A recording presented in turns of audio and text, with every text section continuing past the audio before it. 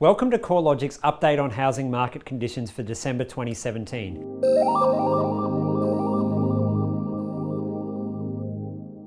Nationally, dwelling values were unchanged in November 2017 according to the CoreLogic Home Value Index. The rate of value growth has slowed over recent months due to falls in Australia's largest housing market, Sydney, which accounts for around 1/3 of the total value of housing nationally.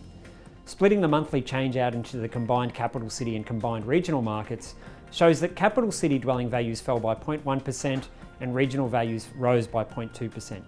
Over the past 3 months, capital city dwelling values were 0.2% higher, while regional values increased by 0.4%. On an annual basis, value growth has slowed to 5.2% nationally, with the combined capital cities recording an increase of 5.5% and combined regional market values up 4.2%. The 5.2% increase in national dwelling values is the slowest annual rate of growth in 12 months. Of course, at that time, the first round of macroprudential policy changes was still working their way through lending conditions, which was slowing the market. However, the 50 basis points worth of cash rate cuts eventually led to a rebound in value growth. Sydney is well and truly the driver of the slowing national housing market. Since Sydney dwelling values peaked in July of this year, they have fallen by 1.3%, with the declines accelerating each month. Although values have fallen in Sydney, between February 2012 and July 2017, they increased by 75%, so the recent pullback has been fairly minor to date. Outside of Sydney, the rate of growth has also begun to slow in most other capital cities. Melbourne values have been showing consistent and moderate growth over recent months, with this growth much more moderate than earlier in the year. Brisbane, Adelaide, Hobart and Canberra have also seen their monthly rates of value growth slow from the rates they were achieving earlier this year. Perth is the exception, with values down almost 11% since peaking in early 2014. The past 3 months has seen Perth dwelling values edging consistently higher. Darwin dwelling values have continued to fall, a trend that has been entrenched for a number of years now. Although generally housing market conditions have slowed, the overall performance of individual capital cities and product types remains as diverse as ever. Across the individual capital cities, the quarterly change in values has varied between a 3.3% rise in Hobart to a 2.7% fall in Darwin. Over the past year, the changes have varied between an 11.5% increase in Hobart to a 5.5% decline in Darwin.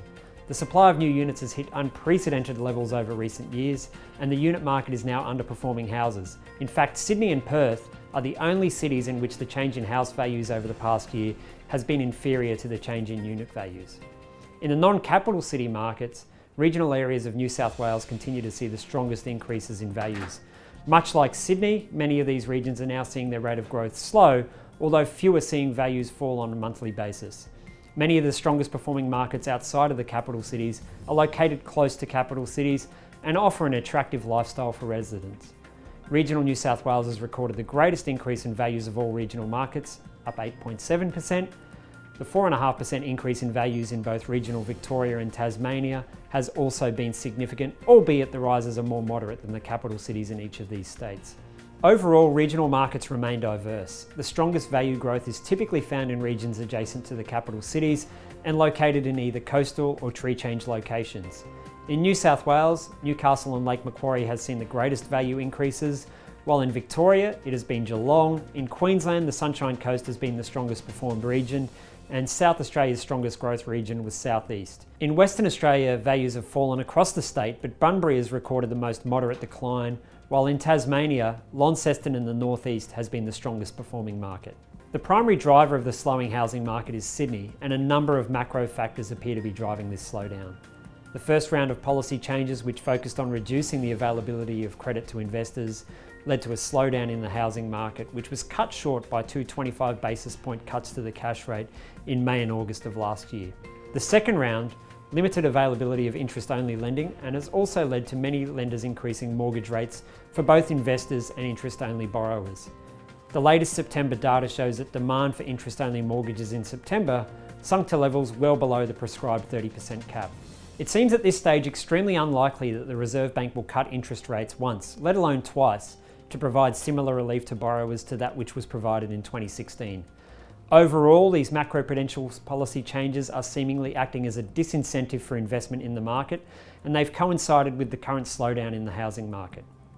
Additional factors which are also impacting on the market is stretched affordability, particularly in the two largest markets, an increase in the volume of stock available for sale, and growing concerns and warnings from regulators about the record levels of household debt and housing debt. While the previously mentioned factors point to several weaknesses for the housing market, there are a number of reasons to believe that any reduction in values, particularly in Melbourne or Sydney, is likely to be moderate. Financial markets do not expect the cash rate to be increased until 2019, which suggests that there are unlikely to be any significant movement in mortgage rates over the short to medium term. The labour market is continuing to improve, and jobs growth is becoming more widely spread, and unemployment generally is reducing. Another factor to consider is as values fall in Sydney, there remains significant demand for housing via high rates of population growth. We would anticipate that it would only take a moderate fall in values in a market with so much demand to see many buyers returning to the market. The housing market remains diverse, however. As we are now witnessing, markets don't continue to rise or fall forever. They run in cycles. After values have risen by more than 70% in Sydney over the past 5.5 years, values are now falling, while following falls in excess of 10% in Perth.